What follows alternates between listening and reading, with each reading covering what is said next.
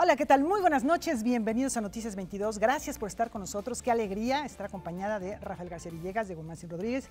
Hola, Laura Regis, en la interpretación de lengua de señas mexicana. Como siempre, un placer estar con ustedes. Gracias por acompañarnos. Y estrenamos de nueva cuenta mural esta semana a propósito de algo que se está cocinando ya, que nos preparó Huemansin directamente desde Monterrey. Platícanos, Hueman, ¿qué vemos? Bueno, lo que tenemos ahorita en las imágenes de nuestro mural son parte de la obra de la exposición Presencia Inestable, que es una retrospectiva de la obra de Rafael Lozano Hemer, una exposición generada en el Museo de Arte Moderno de Montreal, que de ahí se pasa al Marco de Monterrey y después se irá al Museo de Arte Moderno de San Francisco, y lo que están viendo son parte del montaje.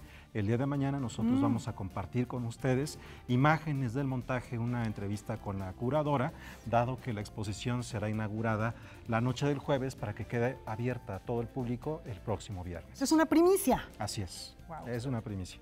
Y el montaje, además, que eso es lo fascinante, ver los cables. Algo que rara vez tiene un acceso. Porque en el caso de Rafael Lozano Hemer, aunque vemos las obras que son verdaderamente bellas, tienen todo un proceso técnico muy importante, y lo que vamos a ver es también el cableado de todo eso. Y la provocación para que nos vean mañana también, ¿por qué no? Ahí está la invitación. Y nos vamos ya con la información que se ha generado este día, Laura. Efectivamente, la secretaria de Cultura Federal, Alejandra Frausto, compareció en la Cámara de Diputados.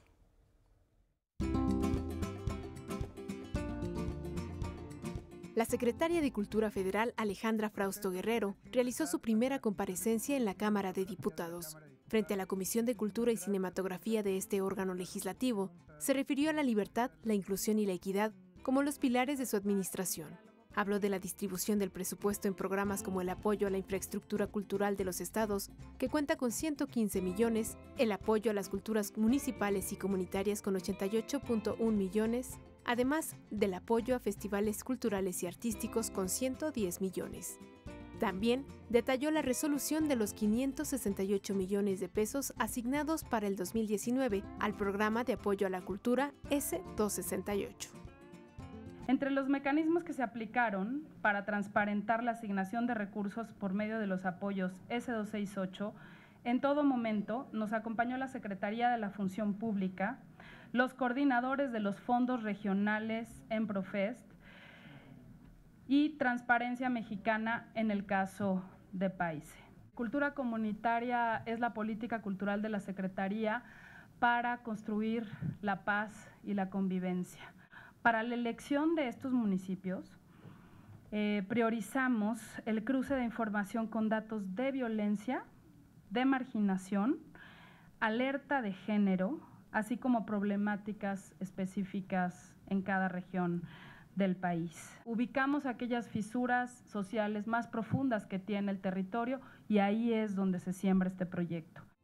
Por su parte, la diputada Abril Alcalá, del Grupo Parlamentario del PRD, cuestionó sobre el criterio para la distribución del presupuesto y el abandono de la propuesta del legislativo para distribuirlo, e invitó a la titular de la Secretaría de Cultura Federal a mantener un diálogo cotidiano con los diputados. Unidos podemos lograr muchísimo más. Ejecutivo y legislativo deben hacer mancuerna, y bueno, yo creo que a partir de ahí también nos preocuparía que hubiera alguna especie de centralización extrema. Queremos ser partícipes en la toma de decisiones. El diputado Juan Martín Espinosa Cárdenas, de Movimiento Ciudadano, se refirió a los 62 millones de pesos destinados a comunicación social de esta secretaría, en comparación con los 5 millones destinados a la restauración de monumentos y bienes artísticos. Además, cuestionó la creación de una nómina por 178 millones de pesos para la contratación de 630 personas para el programa de cultura comunitaria. Tenemos que dar difusión a lo que se lleva a cabo, y por eso en el caso de la Secretaría de Cultura, como en otra dependencia del gobierno, se salvaguarda presupuesto para poder difundir las actividades. Incluso ahí siempre es la demanda de la sociedad: no nos enteramos lo suficiente de lo que está pasando, nos gustaría saber más. Entonces todos los esfuerzos que estemos haciendo en este sentido pues deben de operar de esta manera, siempre con la claridad del gasto responsable. La secretaria Frausto también respondió a las preguntas de los diputados del Grupo Parlamentario del Partido del Trabajo y del Partido Acción Nacional, Santiago González y Carlos Carrión, respectivamente, sobre la situación laboral en la dependencia y la descentralización de la misma, es decir, su traslado a las oficinas de Tlaxcala. Este es un proceso que se llevará a cabo. Yo puedo decirles que es un privilegio estar en Tlaxcala los días que tengo oportunidad de estar ahí y que todas las áreas de la Secretaría tienen ya el mandato en la instrucción, que están dando seguimiento a las dos subsecretarias para que cada vez más la actividad sustantiva y la actividad administrativa de la Secretaría pueda estar reflejada en este proceso. El presidente de la Comisión de Cultura y Cinematografía, Sergio Mayer, comentó que es indispensable abrir las puertas para el diálogo entre la sociedad civil, el sector privado y los órdenes de gobierno para multiplicar las oportunidades de financiamiento para la creación y difusión artística. Noticias 22, Karen Rivera.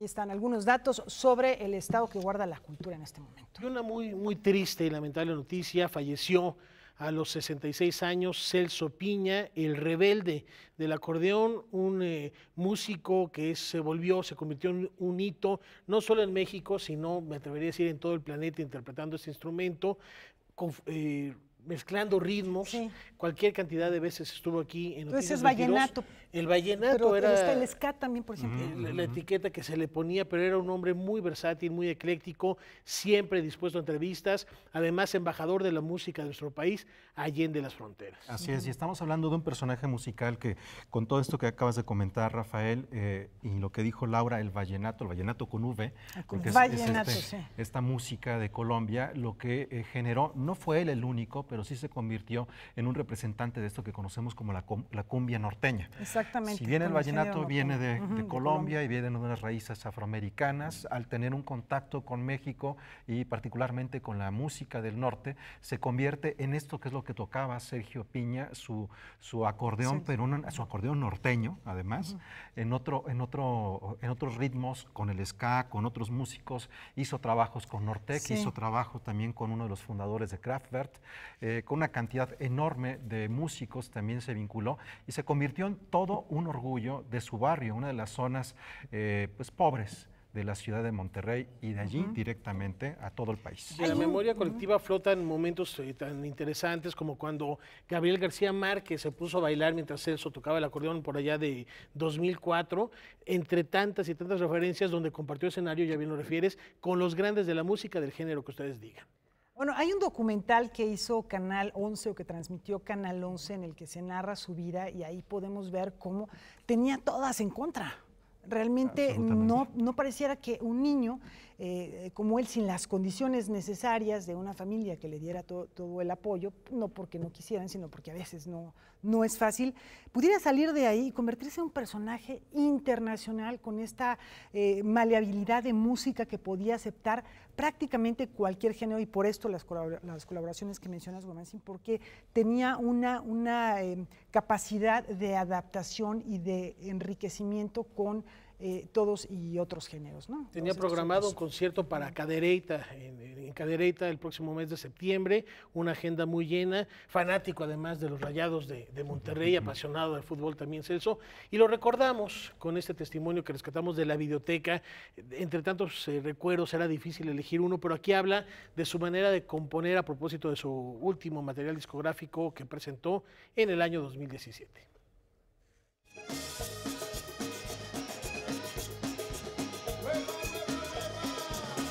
El rebelde del acordeón no cree en la inspiración, prefiere el trabajo de banco, como él le llama, ese que consiste en tocar diferentes notas en los instrumentos, ese que implica pasar horas en el estudio. Así es como su proceso creativo le ha permitido componer cada una de sus canciones más populares.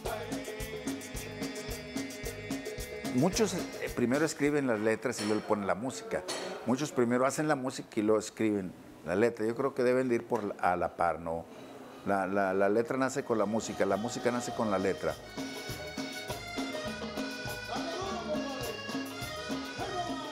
Yo le canto a todo menos al amor, fíjate. Soy poco romántico. Más bien soy como le puedo cantar mejor a un perro, ¿me entiendes? A un árbol. Soy más naturalista. Como que eso del amor no, como que el desamor como que no se me da.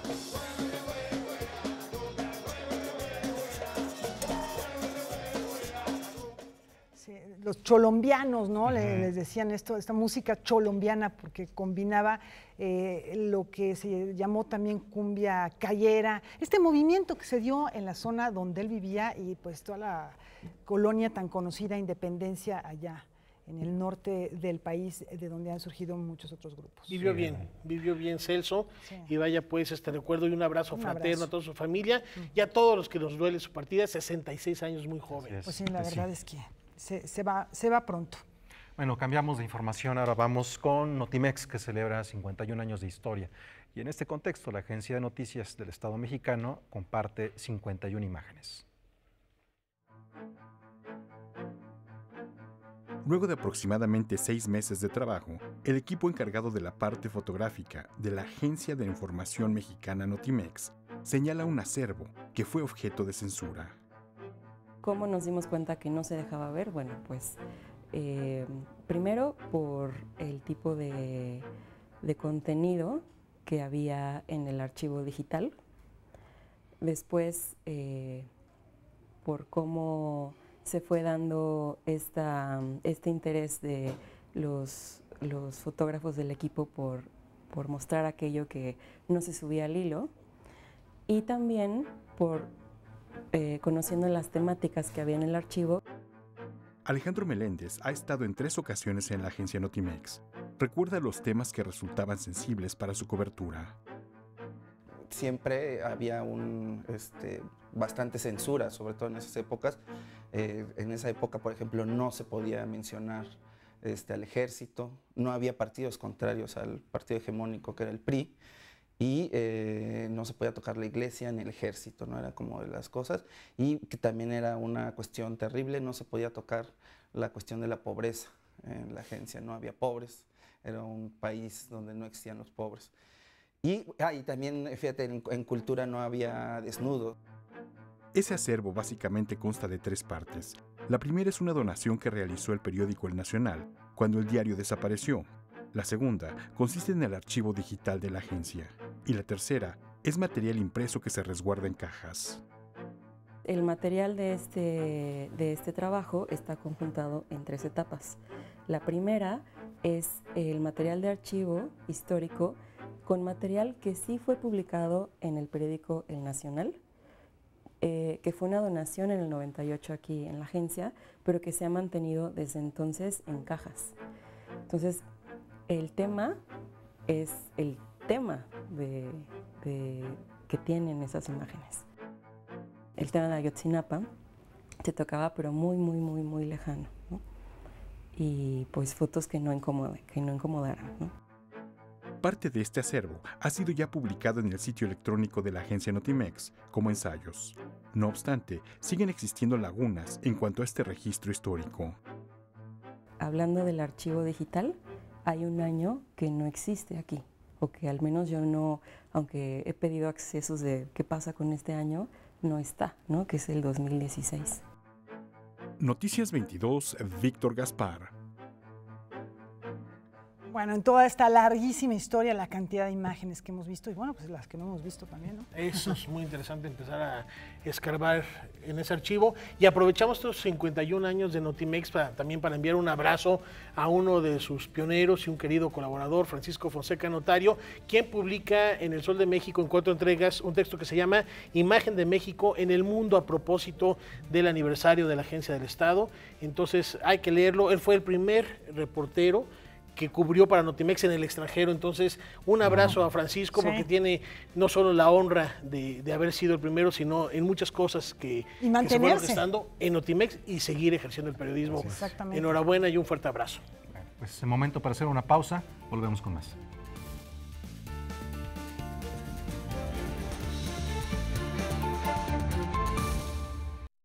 Bueno, es miércoles y tenemos Noche de Diáspora Cultural. Edgardo Bermejo, Laura Barrera, ¿tras quién nos vamos?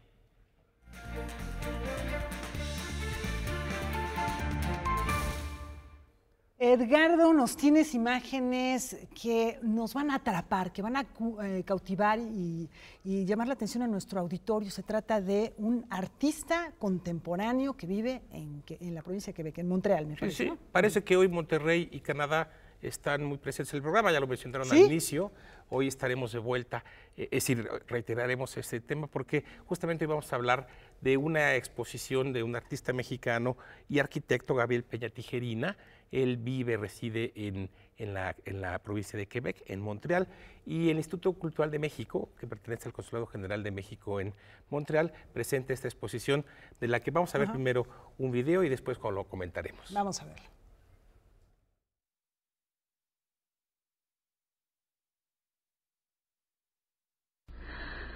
No cabe duda, de niño a mí me seguía el sol. Andaba detrás de mí como perrito faldero, despeinado y dulce, claro y amarillo. Ese sol con sueño que sigue a los niños. Saltaba de patio en patio, se revolcaba en mi alcoba. Aún creo que algunas veces lo espantaban con la escoba. El proyecto surge a partir de mi primer invierno en Montreal. La duración del invierno de alguna manera hizo que estuviera recordando una y otra vez el poema de Alfonso Reyes del Sol de Monterrey, que estaba en los libros de educación pública de primaria. De alguna manera esta exposición es como una forma de catarsis. La primera aproximación que tuve al proyecto era más bien pensando en términos de traducción, leyendo la traducción de Samuel Beckett y de Guy Lévy-Mano. El proyecto se ancla en dos ejes principales. Por una parte, el poema de Alfonso Reyes, utilizando como vehículo este segundo eje, que es el manifiesto de la arquitectura emocional de Matías Geritz.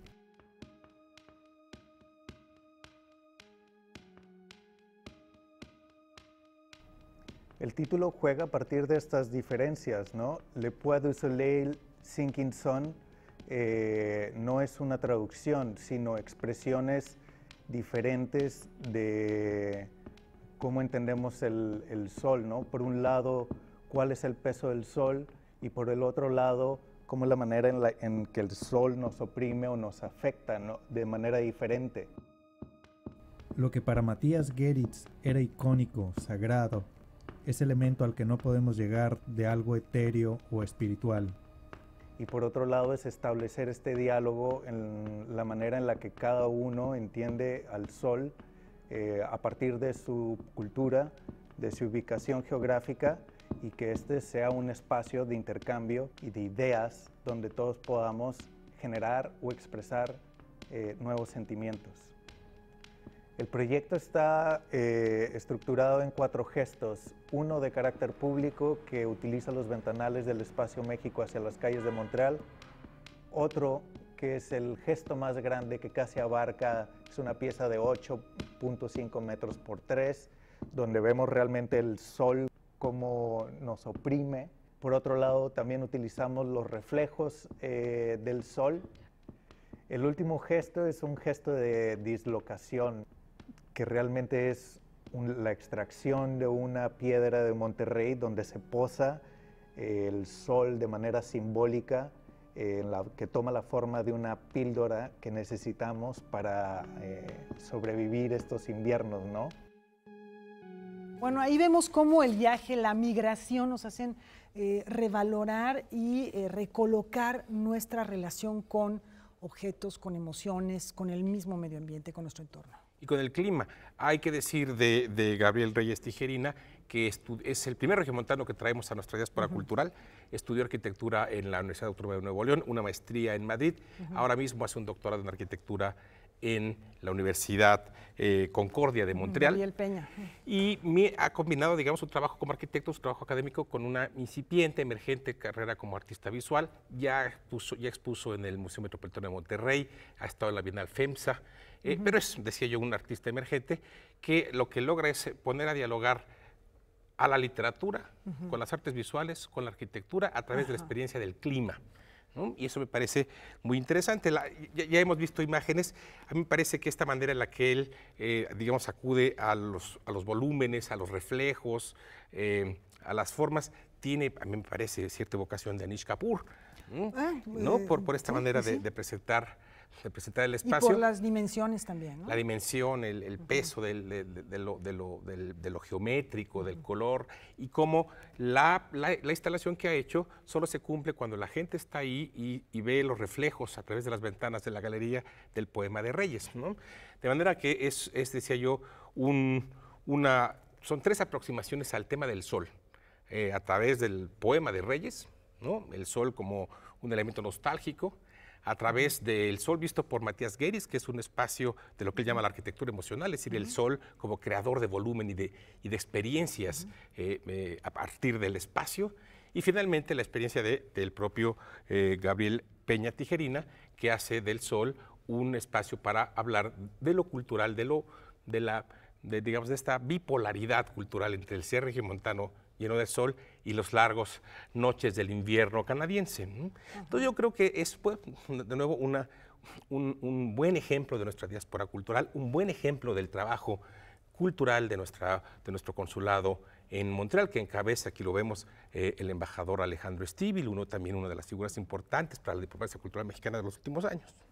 Y me dices que, bueno, se trata de un espacio que pertenece a este consulado general, en el que se presentan normalmente exposiciones. ¿Qué se puede encontrar en este consulado por si hay la oportunidad de... Claro. Bueno, es un espacio activo, es un espacio activo, abierto todo el tiempo. Lo que puedo decir para agregar a esta entrega es que junto con la pieza de Gabriel se van a presentar lecturas alrededor de la poesía de Alfonso Reyes. Va a haber una presentación de la cartilla moral, que ahora ha estado muy en boga después de su republicación en estos últimos meses, de modo que aprovechan este espacio para también revalorar la tradición de Alfonso Reyes como uno de los grandes representantes de México en el mundo. Quizá cuando hablamos de diáspora cultural tenemos que reconocer a Alfonso Reyes como uno de nuestros padres fundadores de esa forma de presentarnos ante el mundo y reinventarnos ante el mundo, que es el mexicano que viaja y explica al país y explica a los otros a través de su propia experiencia, ¿no? De modo que Alfonso Reyes, hay que decirlo, es el padre fundador de esta diáspora de la que hablamos cada semana. Y el mexicano que se lleva un fragmento de su tierra, en este caso, un fragmento de El Sol, para reinterpretarlo utilizando o reutilizando materiales, como es el caso del texto de Reyes y como es el caso de la obra de Matías Gueris. Me decías que es un espacio no tan grande. La obra que nos presenta este artista pareciera que lo hace de manera monumental. Uno diría que es un sitio grande, ¿no? Porque parece que no, son 8 metros, es un plafón de 8 metros. Y como decía yo, en otra parte hay una pequeña piedra traída desde Monterrey, bañada de oro, como una representación de eso que viaja, incluso esa condición mineral del viaje, ¿no? Entonces, pero la manera en que se reflejan los poemas de Reyes en este pequeño espacio hace que realmente circule en un espacio, diría, de dimensiones muy modestas, circule toda la creatividad de un autor que está pensando en el clima como una manera de reinventar, digamos, de leer la identidad de lo mexicano y de lo canadiense en diálogo. Y él se fue allá para estudiar, ¿no? Está haciendo un doctorado. Yo creo que va a estar un tiempo más allá, pero es claro que digamos, su juventud y la ya consolidada carrera que tiene hace que tengamos sabremos de él en los próximos años con toda seguridad, o desde la academia o desde las artes visuales, que es lo que él intenta hacer, ¿no? Sí, porque tiene un discurso muy articulado, muy claro, muy concreto, que lo haría un artista, digamos, un tanto conceptual, pero una solución plástica que también lo hace un creador visual muy, muy interesante. ¿Cómo lo ven, Rafa Huemansin? Bueno, un motivo más para celebrar el arte mexicano, el talento y la iniciativa, como bien dices, Edgardo, de arriesgarse y de volverse esos abanderados, no solo de la creación, sino de la ideología que mueve al mundo. Así es. Y a mí lo que me da mucho la atención también, Edgardo, tú que has podido tener la experiencia de divulgar la cultura mexicana en diferentes partes del mundo y también estar frente a las expresiones de otros países, llámese China, llámese los nórdicos, por decir algo. Hay algo que ocurre con la plástica en esta región del planeta cuando uno ve esos colores que tenía Edvard Munch, cuando uno ve esos colores que hay en Rusia, que hay en Canadá, uno dice, pues no son reales, ¿no? Son una expresión local, pero cuando uno está en esos lugares, todos esos colores se contrastan con lo que realmente se ve en la luz, y llegar con esa luminosidad distinta a esta luz que tenemos nosotros y que nos identifica es profundamente distinto a lo que se genera allá, ¿no? El sol de Monterrey a plomo en el que creció este artista, y las noches invernales que empiezan a las 2 de la tarde de Canadá. Así es, sol lo brillante y la sombra oscuridad, como dos contrastes de los que surge una propuesta creativa muy interesante. Seguirlo, pues, entonces, muchas gracias. Nos vemos la próxima semana con otra sorpresa, otro descubrimiento. Otra sorpresa. Bueno, muchas gracias, Edgardo.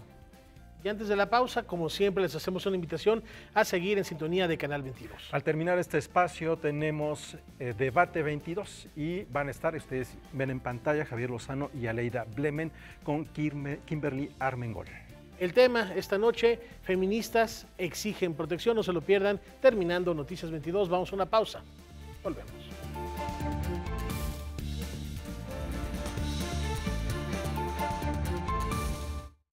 Bueno, ahora tenemos teatro, Güe Mancín. Así es, en el Teatro del Granero se presenta un espectáculo de 3 pistas.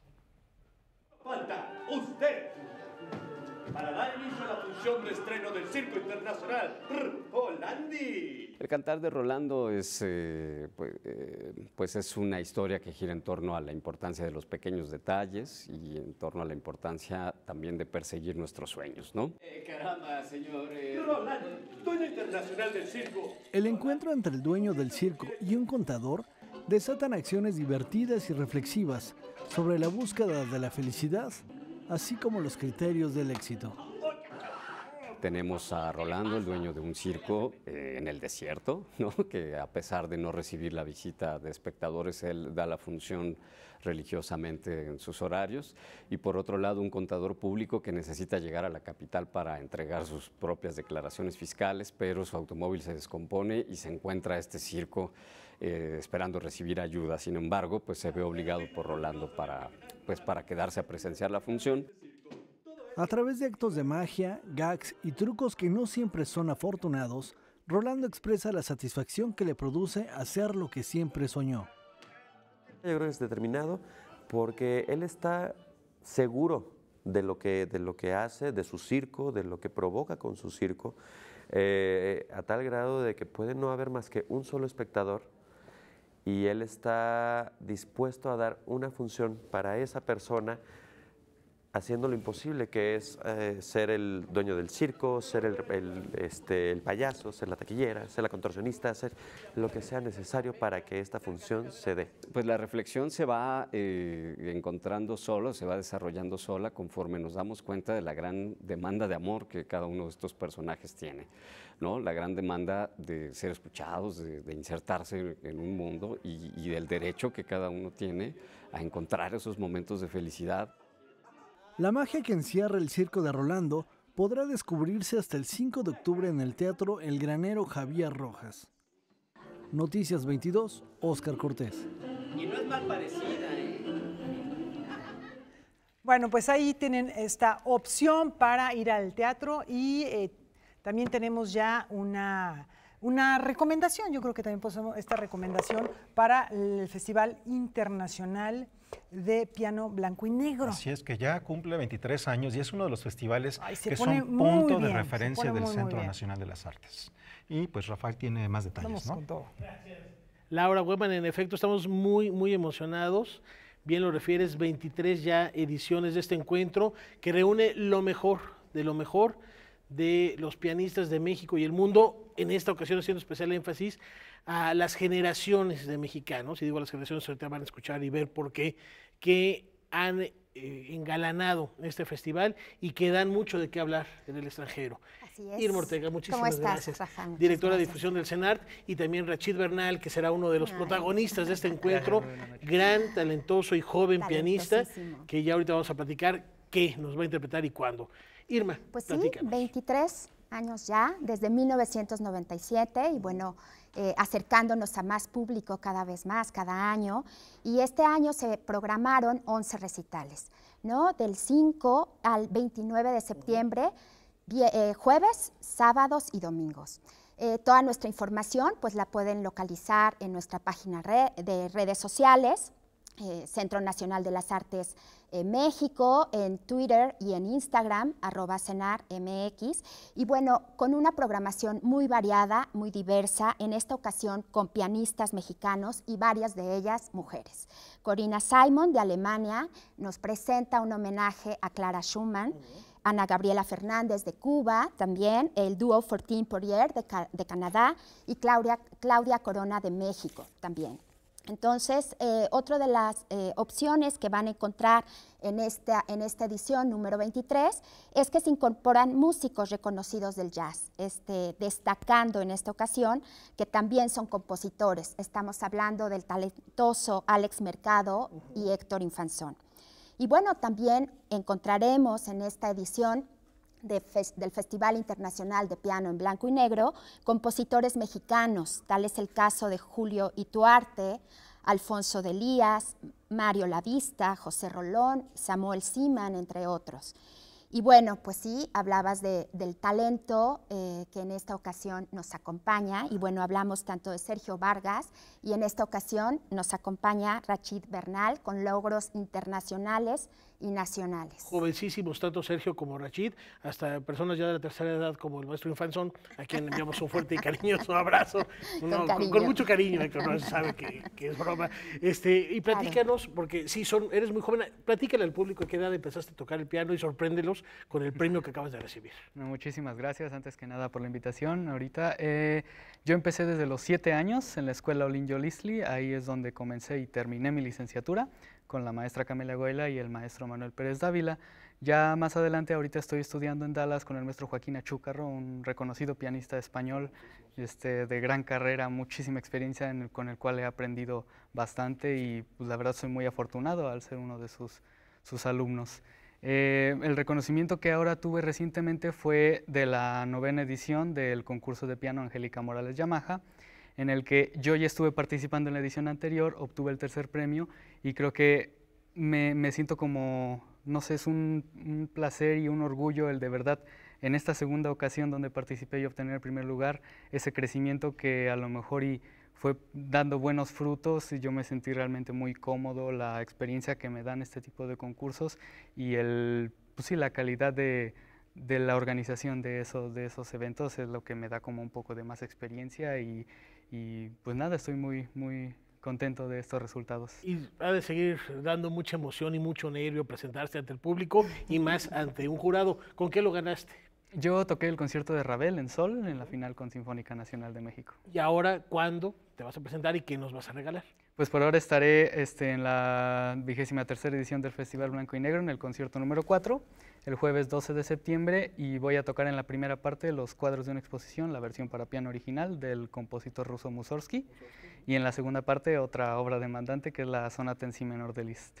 Cosas sencillitas, ¿no? Porque Liszt, si algo sabiera, poner retos para los pianistas, y es de verdad admirable que a tan temprana edad se esté ejecutando a Franz Liszt, bueno, y no se diga Modest Mussorgsky, con una oportunidad. Y ya que mencionas, los días de los conciertos son jueves a las 8 de la noche, los sábados a las 7 y los domingos a la 1 de la tarde, 1:30.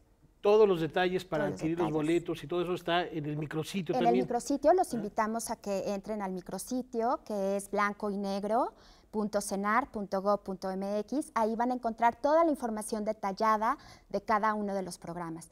También quiero compartirte, Rafael, que todos los participantes, los pianistas, van a dar clases magistrales, charlas y conferencias. Entonces, yo creo que esto es muy, también retroalimenta mucho a los melómanos también, pero a los estudiantes. ¿Estas tendrán también algún horario específico? O... Sí, tienen varios horarios que los invitamos a que consulten tanto las redes sociales como el micrositio.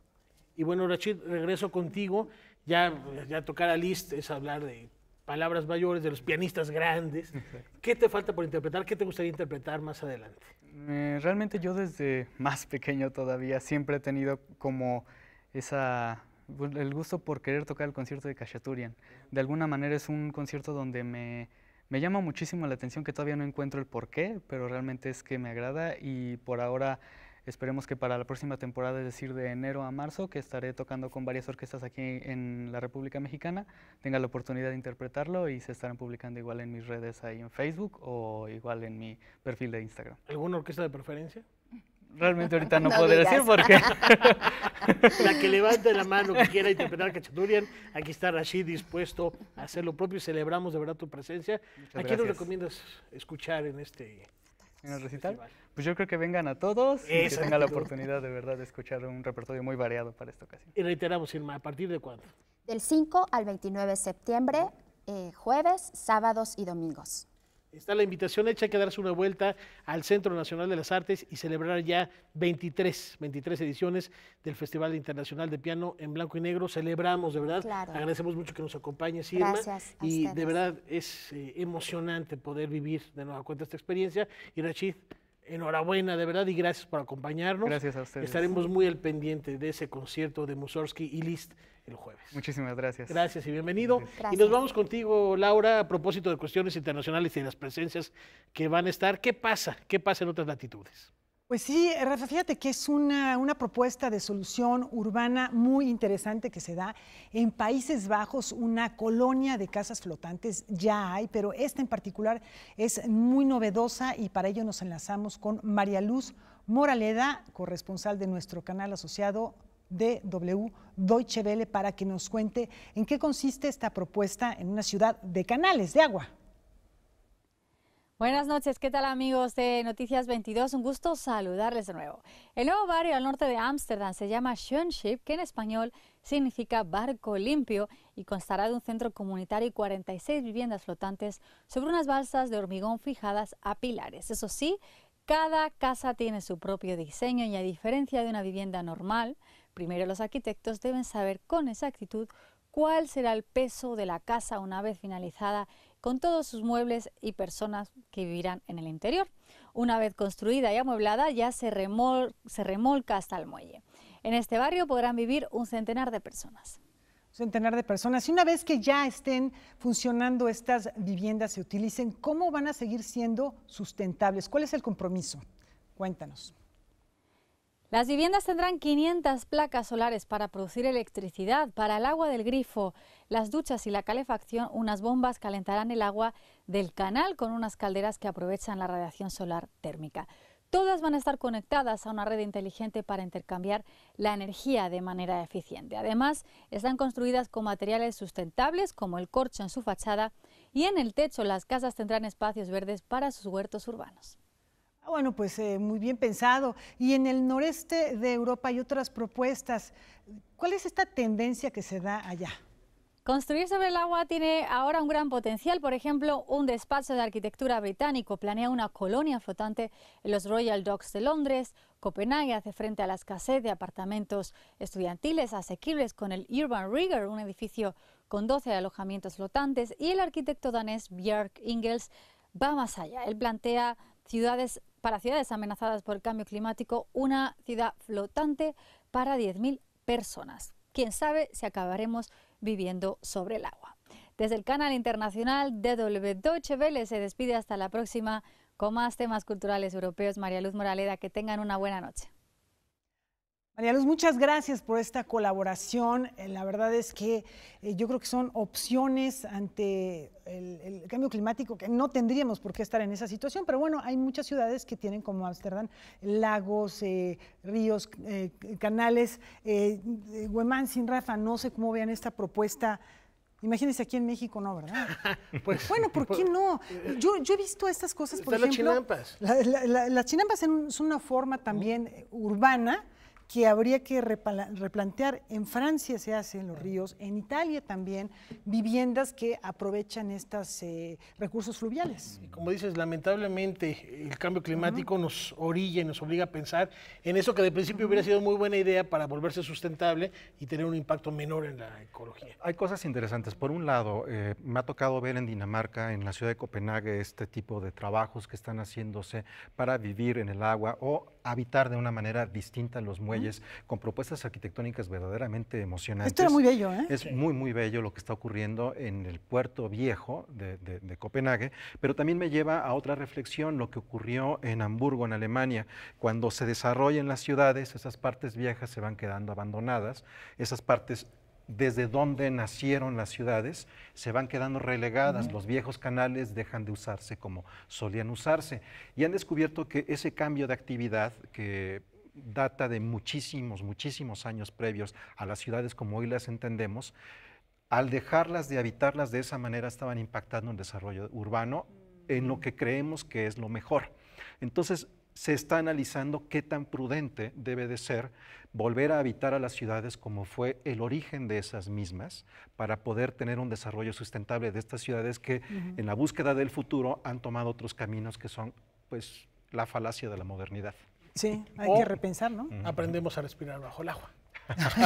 Esa me parece una opción vamos por Atlántica. factible. Bueno, es momento de hacer una pausa y más aquí en Noticias 22.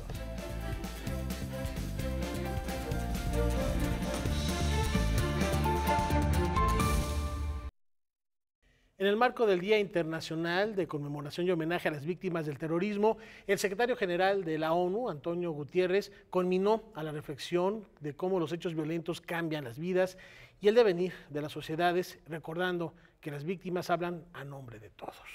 Ileana Rodríguez Santibáñez pone este tema bajo la lupa en Visión Global.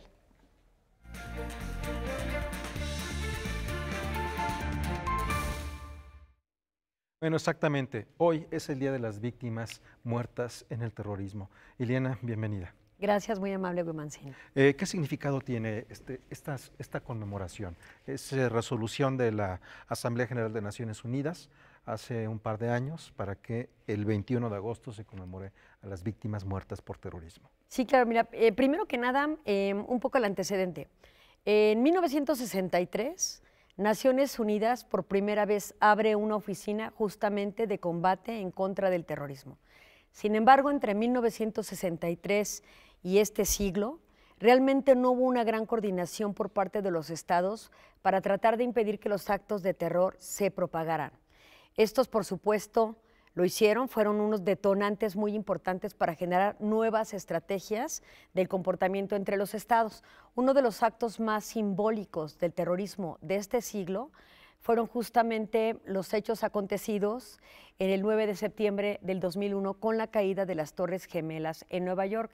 Ese acto terrorista no solamente cimbró y cambió la faz del mundo respecto a la interpretación de nuevas formas de violencia en contra de la sociedad civil, sino expuso la necesidad de tener mayor cooperación por parte de los estados. Así es que en el año 2005, Naciones Unidas creó una estrategia global de combate para la prevención y sanción del terrorismo. Esa estrategia ha permitido a la fecha que los estados tengan una mayor colaboración para tratar de impedir que se vuelvan a suscitar hechos como aquellos. Esta iniciativa es muy relevante porque obliga a los estados a que cada 2 años rindan cuentas a Naciones Unidas sobre qué tipo de medidas se están implementando para impedir que esto ocurra. Entre otras, algo muy importante es no solamente la prevención detectando aquellas condiciones y situaciones que puedan llevar hacia un acto terrorista. Y no hablamos de lobos solitarios que pueden arremeter en contra de una población sin que el Estado y los órganos de inteligencia tengan noticia de ello. Es lo que hace unas semanas se hablaba de violencia doméstica. Exactamente, o terrorismo doméstico, exactamente. Entonces, algo importante es que los estados rindan cuentas cada 2 años sobre qué están haciendo para combatir, detectar y comunicar constantemente aquellas situaciones que pueden estar planteando un acto terrorista o que avisoran o anuncian que esto puede ocurrir. Pero algo muy importante de la iniciativa en el intercambio de esta información cada 2 años es justamente el que los estados también digan si hay financiamiento para grupos terroristas en su territorio, es decir, el control del dinero, que es el que promueve y permite que esto ocurra. Y eso es muy interesante porque entonces se desarrollan toda una serie de medidas y política respecto al tema del lavado de dinero, porque generalmente la población piensa, el lavado de dinero puede ocurrir por delitos diversos como la trata, como la inversión que no se declara, los prestanombres, una serie de situaciones que finalmente pueden, siguiendo el rastro del dinero, dar cuenta de dónde provino, su naturaleza y su destino. Y en el tema del terrorismo también. O sea, podemos estar comprando un CD que corresponde a la piratería y no saber si está financiando al crimen organizado de determinado cártel o igual está financiando a grupos terroristas en el lado opuesto del mundo. Entonces, ese tipo de información que el Estado provee a Naciones Unidas puede impedir un conato de un acto terrorista muy importante. Pero el tema aquí, en la conmemoración de este día que Naciones Unidas implanta en diciembre del 2017, es reconocer que las víctimas del terrorismo han sido realmente invisibilizadas. Es decir, a veces el criminal o quienes realizan el acto atroz o el acto llevado a la violencia en su mayor escala, que es el terrorismo, tienen una glorificación y mayor impacto o eco que las propias víctimas. Así es. Nosotros, y termina por tener seguidores. Que es correcto. Como ocurrió con el terrorista de Noruega, que asesinó en la isla de Utoya a una serie de jóvenes becarios que pasaban su verano, bajo el argumento de que ellos se iban a convertir en los políticos que iban a tener esas medidas políticas que estaban afectando a lo que él consideraba que iba en contra de esa ultraderecha a la cual él vociferaba. Pero que es interesante en este caso es que dentro de sus demandas ya en prisión es que él quería recibir mayor correo. ¿Por qué? Porque había muchos fans que le escribían. Terminó convirtiéndose en esta sociedad mediática en otro elemento más para admirar en un sector de cierta población. Claro, o sea, buscan este protagonismo, pero finalmente, por eso a veces habría que, ya ocurre en varias legislaciones del mundo, no citar el nombre de estos criminales para que no se permita su glorificación, porque a veces efectivamente se recuerda más el nombre del asesino o los criminales o los grupos que reivindican un acto terrorista al nombre de las víctimas. Si nosotros, por ejemplo, revisamos en las propias páginas de Naciones Unidas, que ha recabado una gran información de testimonios de víctimas, encontramos de verdad declaraciones muy trágicas, como por ejemplo mujeres secuestradas por grupos terroristas como Boko Haram, donde hablan cómo es posible, Nigeria, cómo es posible que estas mujeres se reintegran a la sociedad como si nada hubiese pasado. Las víctimas llaman la atención en un primer momento, pero después se les olvida. Necesitan una atención no solamente de carácter psicológico, sociológico, sino incluso un apoyo económico para que pueda haber una reinserción o una reintegración en su propio entorno. Y las personas no recuerdan nunca nada de esto, simplemente recuerdan el hecho, pero no lo que pasa con estas vidas transformadas por situaciones de violencia extrema como las que se sobreviven en el terrorismo. Porque estamos hablando de que una víctima no necesariamente murió. No, exacto, puede ser, e incluso, Wemansin, vamos a pensar que la persona ha muerto, tiene familiares, tiene hijos, tiene hermanos, tiene madres, tiene padres, que al final resultan víctimas de ese acontecimiento y que necesitan un apoyo y que para el mundo realmente están invisibles. Entonces, este día es muy importante de reconocer, de conmemorar y de homenajear a todas aquellas personas que han estado fracturadas y que han permanecido invisibles ante el derecho y la sociedad por circunstancias trágicas no premeditadas. Entonces, a mí me parece muy interesante que se celebre, pero también grandes lecciones, no solamente en tratar de encauzar estas vidas nuevamente, sino lo que deja el que no puede haber negociaciones con terroristas y que a veces en las decisiones de los mandatarios se generan más muertes. Un ejemplo muy claro fue en 2004 en una escuela llamada Beslan, básicamente en Osetia del Norte, donde los chechenos se apoderan de este colegio. Y en ese momento Vladimir Putin, presidente, dice, nosotros no podemos negociar con terroristas, así es que entra el ejército, hay una confrontación y mueren literal. Muchos. Mueren niños, mujeres, madres de familia, padres de familia, maestros, 383 muertos y 400 heridos. Porque la lección que dio Vladimir Putin fue, si nosotros ahorita negociamos con estos chechenos extremos que querían una reivindicación territorial, etcétera, pues lo que estamos haciendo es dar una señal al terrorismo de que se pueden apoderar de cualquier espacio público o privado para tratar de arrinconar al Estado en tomar una decisión, porque finalmente el terrorista y su distinción en contra de otro tipo de criminales es justamente que lo que busca es presionar al Estado atentando contra su seguridad nacional o finalmente impulsando al Estado de manera negativa para que tome una decisión donde le dé una ventaja al grupo terrorista. Así es. Esta no es una lucha ideológica, es una lucha por un interés específico de un grupo de personas que atenta contra la vida de otras. Y en medio son los civiles. Es correcto.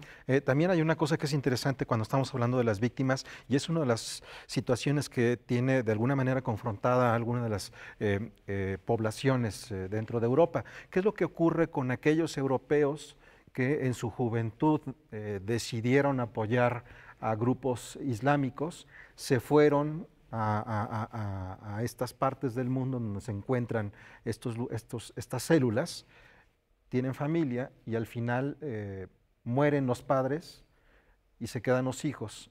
¿A qué territorio pertenecen? Hay muchos alemanes, hay muchos daneses, algunos noruegos, algunos franceses que están en esa situación. Son otro tipo de víctimas, las víctimas que son niños, niñas, pequeños que se quedaron sin sus padres, que fueron terroristas. Claro. ¿A qué nación pertenecen? Claro, y que parecería como si hubiese una pena trascendental que alcanza no solamente al que comete el crimen o el que participa de este, sino incluso a los hijos. Pero aquí también algo muy importante del avance de las legislaciones en el mundo, Wemansin, es que los estados justamente están tratando de quitar de sus propias legislaciones el concepto de apátrida o sin patria. Y entonces esa nacionalidad que tú mencionas existe por derecho de sangre o derecho de territorio, derecho de suelo, lo que es jus sanguini y jus soli, que el descendiente de esta persona, si era un francés, el hijo por sangre será francés. Así es. Aunque por territorio podría tener la nacionalidad del territorio donde nace. Sin Como embargo, el caso de México. Claro, sin embargo, la situación de la apátrida es algo que se está transformando y ese niño que creció en ese entorno finalmente será reconocido como francés, por ejemplo, y por supuesto el Estado tendrá que buscar la reintegración para que no trascienda una pena sobre él de algo que cometieron sus padres. Como también retirarle la nacionalidad a aquella persona nacida, por decir, en Alemania, que se fue a otro país a generar terrorismo, y al sobrevivir y ser enjuiciado es quitarle la nacionalidad. La pérdida de la nacionalidad ya en la actualidad es muy complejo, pero básicamente pues tendrá que pagar una sanción de un delito que cometió en el territorio donde se ha juzgado, purgar por ese delito y finalmente lo que pierde en ese momento son sus derechos ciudadanos. Perfecto. Pues bueno, un día importante, 21 de agosto, para conmemorar a todas esas víctimas, que no estamos hablando de personas que están lejanas, porque desde que comenzó el siglo, lo que nos ha demostrado el terrorismo es que, aunque no seamos estadounidenses, ese día de septiembre nos afectó a todos. Es correcto. ¿No? Muchas gracias. De nada. Profundas reflexiones, como siempre, Liliana, muchas gracias. Hay mucho que pensar y hay mucho que trabajar como planeta y como sociedades. Vamos a despedirnos y lo hacemos recordando, Laura, a Celso Piña. Muy buenas noches.